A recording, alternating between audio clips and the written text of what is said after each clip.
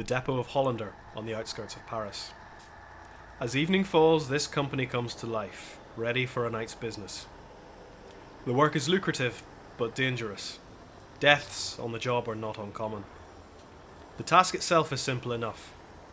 The newspapers of Europe must be on the stands of the major cities in time for breakfast. Paris, Amsterdam, Frankfurt, Brussels, London. Even Rossi to meet the morning Concorde for the European expats of New York.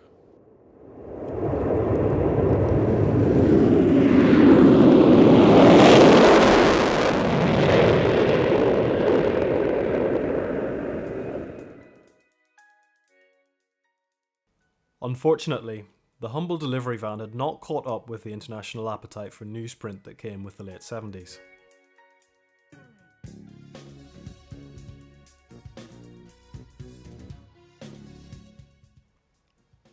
Most European vans of this time were low horsepower, naturally aspirated diesels, capable of maybe 60 miles an hour at a push, especially when loaded with a ton or more of newspapers.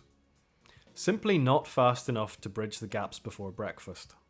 One man had seen the solution many years prior. Pierre Tissier had been a Panhard dealer in Paris in the 1960s and regularly found himself delivering cars to Spain very slowly. He longed for a vehicle that would combine speed with cargo capacity, and in 1972 he was tired enough of waiting for it, so he built it himself. Tissier's first millipede used half of a Citroen DS, mated to a flatbed of his own design, which duplicated the Citroen hydromatic suspension on each of its 3 axles, giving it the necessary load capacity but also the speed to cross the continent quickly. The success of this millipede didn't go unnoticed, and soon Tissier was flooded with inquiries for similar vehicles. He set up a company, ADPT, or Application Process Tissier, and began modifying Citroens out of his shed. Many roadside assistance vendors bought his flatbeds, and at that time he was approached by a newspaper courier company who sought to speed up their delivery times. Around 30 two-door DS baggage vans were built for the Hollander company. They were often DS23s equipped with a 5-speed transmission and had 3 fuel tanks to give maximum range. The 15-inch rear wheels were replaced with smaller 13-inch wheels to take a 2,000 kilogram payload. The DS was already long in the tooth, however, and by 1977 Tissier began converting the new CX.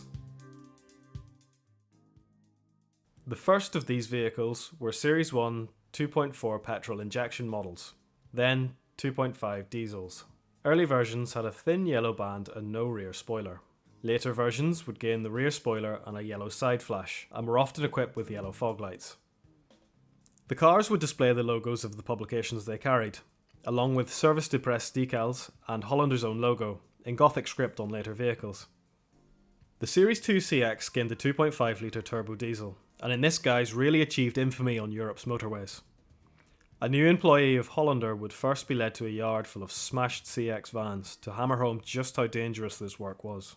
These vehicles crisscrossed Europe by night at 125 miles per hour, or 200 kilometers per hour, non-stop. They had 2 80-litre fuel tanks to provide the range.